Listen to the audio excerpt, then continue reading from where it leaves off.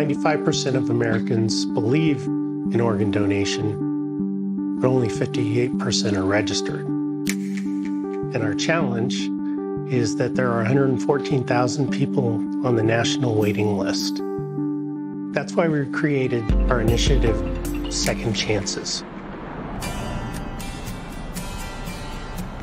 There's an innovative new approach to organ donation in Orange County. Some people getting pulled over by police in Fullerton got quite a surprise. Police officers are giving some traffic violators a second chance. The Second Chance initiative is being launched in several cities in California. Yeah, see what happens when their cameras were rolling. Take a look.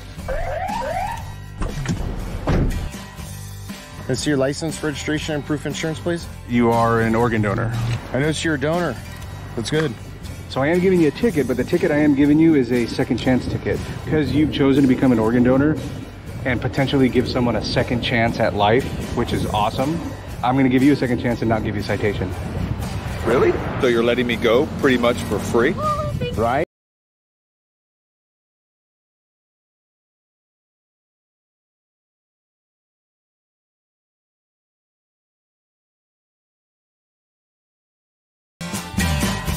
Police have teamed up with some of their California counterparts to raise awareness about the importance of organ donation. It's not only important for just Calgary, it's important for Alberta, it's important for the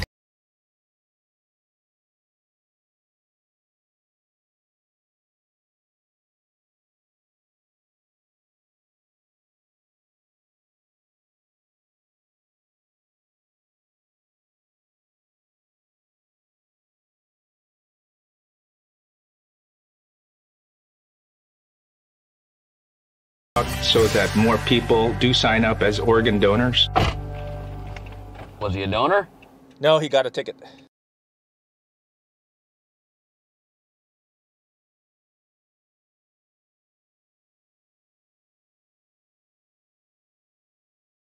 And also I was excited to wear Uniqlo today. I must tell you, it's been a long time coming, and I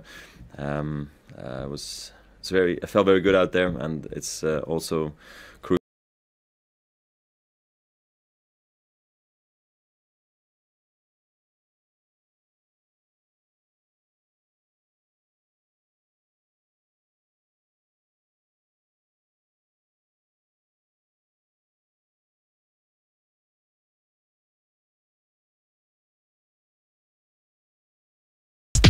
Kijk, wij zijn goud waard.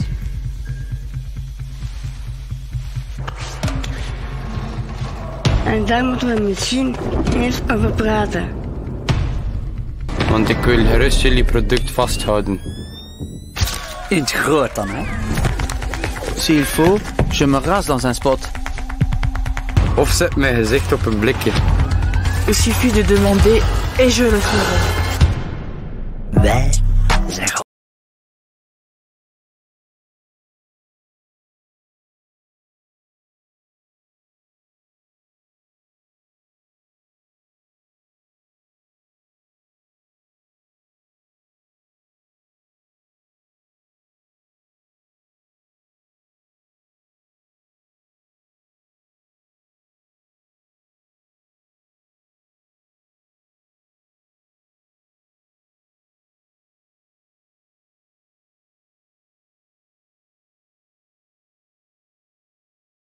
Met ons merk Aquarius staan we als één man achter de missie van Special Olympics.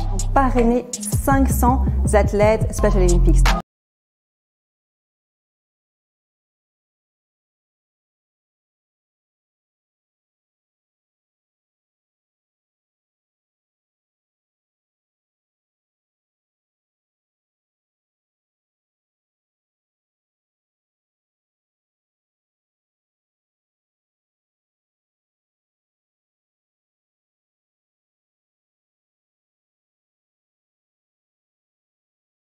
The Philadelphia Eagles were not supposed to win the Super Bowl. The franchise had never won a Super Bowl before, and they were a 50-1 underdog at the start of the 2017 season. So, when Eagles lineman Lane Johnson offered up this promise, I'm giving out beer to everybody. Lane Johnson promising everyone in Philly free beer if they won the Super Bowl. It made all the sense in the world to jump on board and offer to cover the tab. Then, something magical happened. The Eagles started winning, and the team embraced the brand, and the brand embraced the team. Dilly Dilly became Philly Philly. The entire city of Philadelphia turned Dilly Dilly into a rallying cry as their underdog football team was making a run to the Super Bowl. And then, with the Super Bowl on the line... You want Philly Philly? Yeah, let's do it. And it's Trey Burton who throws caught! The team turned this rallying cry into the Super Bowl winning play. So what did we do? We said Dilly Dilly to Philly Philly. We celebrated with the city by buying everyone a beer. Bud Light says they'll supply the beer for the party. Right this way. Yes, everyone. Philly Philly Day! We put Philly Philly on our packaging. Then we put it on our packaging again, teaming up with Lane Johnson, the guy who started it all. Super Bowl 52 champs. Yay. And the Philly Philly packs sold out in 24 hours before showing up on eBay for up to $700. Finally, we made sure no one would ever forget the bond between a beer and a city. We cast Philly Philly in 12-foot-tall, 1,700-pound bronze immortality. Ultimately, we created a campaign that will never end.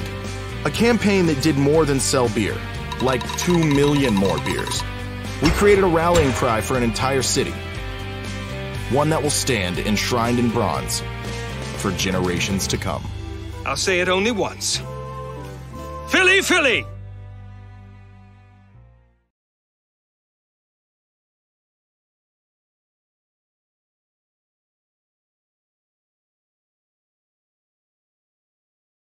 FGM is the forcible removal of a girl's external genitals. A violation of the human rights of girls.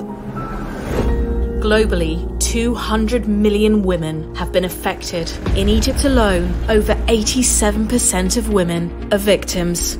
FGM is a harmful tradition passed on from generation to generation. طفلة كانت جاية معمول لها ختان، كان عندها 7 سنين وكانت جاية بنزيف حاد شديد جدا ودخلت في شوك وطبعا توفت. How do we break the cycle and get the next generation to say no? Introducing the Zero Tolerance Ribbon, a statement of defiance against FGM.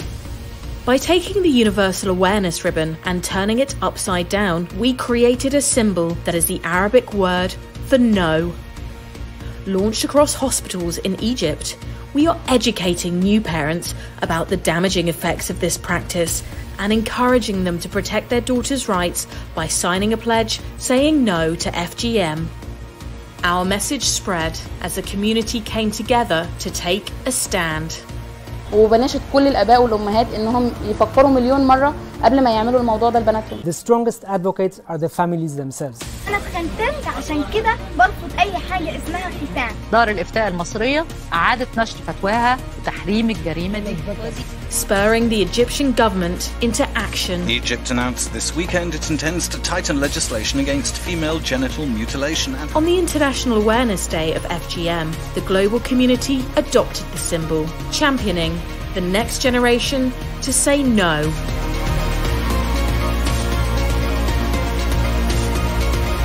The United Nations, governments, and organizations across the globe are rallying around the Zero Tolerance Ribbon.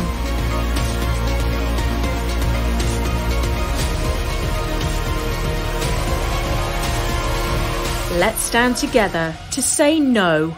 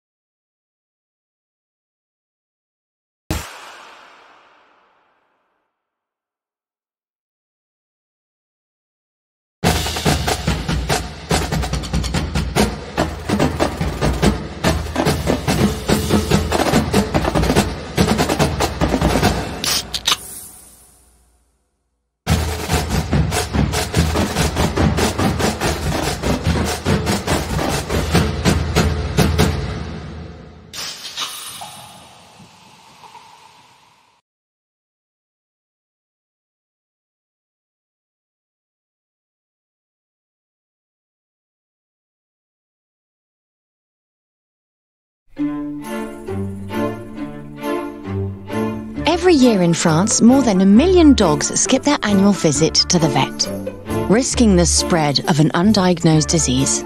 Yet, a single drop of urine would suffice, so we decided to catch it directly at the source. Purina presents Street Vet, the first billboard that turns something as simple and natural as a pee on a pole into an instant health checkup.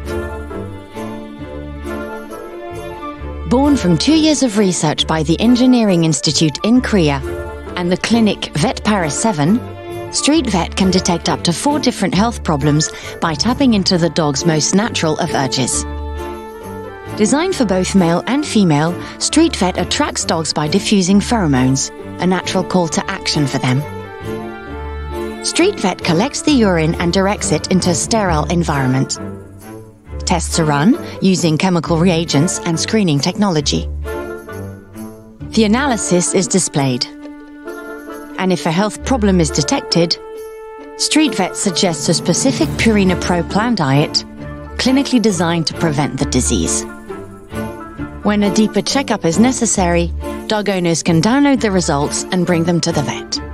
Street Vet permet d'être en avance sur la maladie et de savoir quand consulter. Between each test, the entire system is automatically sanitized. Street after street, Purina Street Vet has reminded the millions of dog owners in France about the importance of regular health checks for their four-legged friends.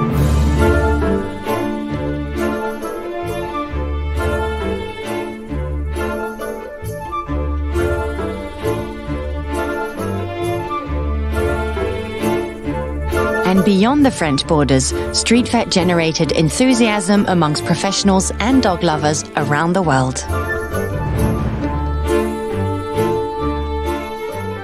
With Purina Street Vet, monitoring dogs' health is now as easy as a walk in the park.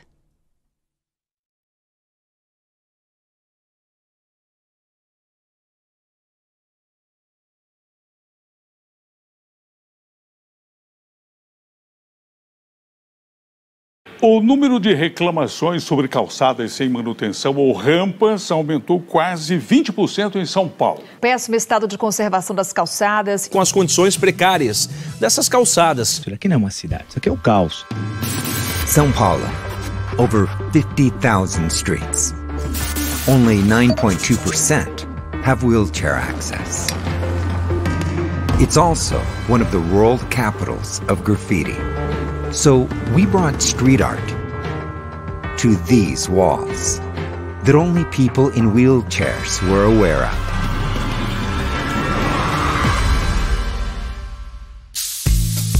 Without a ramp, a sidewalk is a wall. We've gathered artists to put their paintings on the curbs, and quickly, things went crazy. Our Instagram gallery drew attention immediately. People engaged, started to share and talk about it. More than 40 pieces of graffiti art made all over Brazil and 2 other countries. The graffiti community embraced the idea. Major TV stations, newspapers, and news websites covered the story. Sem rampa, calçada é muro. Sem rampa, calçada é muro. Para tentar sensibilizar as pessoas envolvendo inclusive a arte. Para chamar a atenção para a falta de acessibilidade. Temos aqui um grafiteiro deixando a sua arte para marcar o exato local onde deveria ter uma rampa. De quando a gente vai começar a ver essa transformação tão importante para a cidade de São Paulo? Politicians joined the conversation. The authorities were forced to take action. And in only 2 weeks, graffitis started to turn into rants.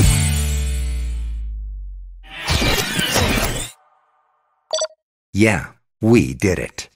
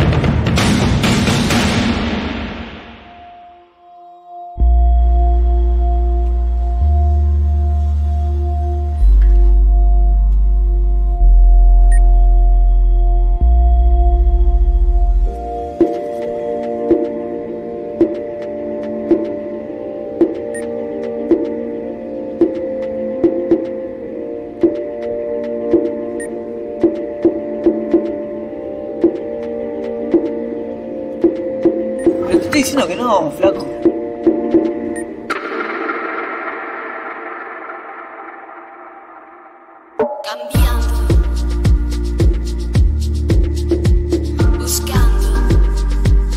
Estar apretando todo el tiempo no. And think it's not listening to you. In the end, it was really annoying because you just wanted to cancel it and it wouldn't do it, which I guess is exactly the same as what's happening, isn't it? I think it made me stop for a minute and ask myself questions. No es no. No means no.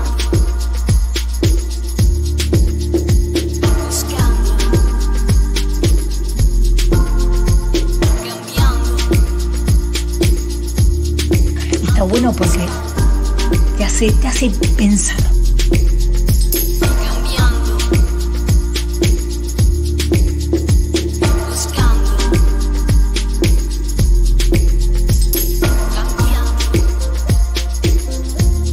Si no es por los movimientos de las mujeres que se den cuenta por un cajero automático. Muchos necesitamos este recordatorio.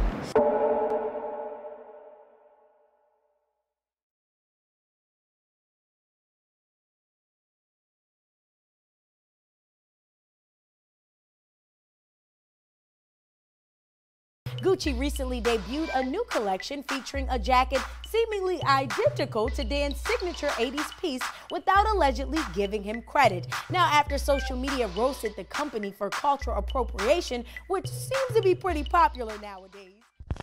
The legend of Dapper Dan goes like this. A young man from humble beginnings becomes the premier supplier of luxury goods to Harlem's underworld. He single-handedly creates the luxury streetwear category by recreating prints and patterns from elite fashion houses, applying them to new canvases and silhouettes. The biggest names in urban culture all flock to commission a custom piece. One night, a street fight at his store brings attention from beyond his customer base, and with it, legal trouble. Why was the world heavyweight champion shopping in Harlem for a leather jacket? He's sued repeatedly for copyright infringement, ultimately forced out of his business and into anonymity. And that's where it could have ended. But decades later, when Gucci's 2018 cruise show featured a jacket identical to one that Dan made in 1989, the internet howled in outrage. In this controversy, there was a path for a global fashion juggernaut and a single man to come together and set a template for equitable partnership. We would recognize and restore the momentum and market effect of a true cultural icon. To prepare, we'd have to shift conversational momentum toward a narrative of mutual respect. Expertly placed out of home hinted at Gucci's appreciation of the neighborhood, while a quick-turn print campaign began to align Dan with Gucci specifically, as opposed to the broad swath of luxury brands he was associated with in his heyday. With each beat, the two brands gained more attention than either could alone, but all this was prelude to the actual solution. In March, Dan and Gucci opened his revived atelier in Harlem to the public, this time with a jointly designed capsule collection and a one-of-a-kind license to use signature Gucci fabrics in his customs business. The original outrage had given way to almost universal advocacy by summer. Customers proudly supported the capsule as a physical receipt of the notion of culturally responsible commerce. Thus, an all-but-forgotten tailor re-emerged at the forefront of pop culture, and a century-old fashion house converted a PR disaster not only into a paying proposition, but a mint of cultural capital.